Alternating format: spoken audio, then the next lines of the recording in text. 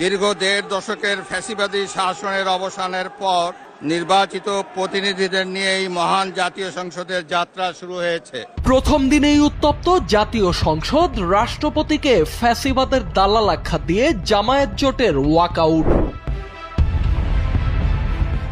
ইরানের আয়াতুল্লাহ খামেনির মৃত্যুতে সংসদে শোক প্রস্তাব সর্বসম্মতিক্রমে গৃহীত।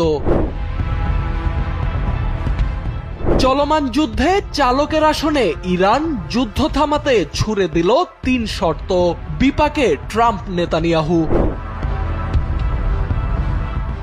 দফায় দফায় হামলার পরও দমছে না ইরান, সরকার পতন সম্ভব না বলছেন মার্কিন গোয়েন্দারা।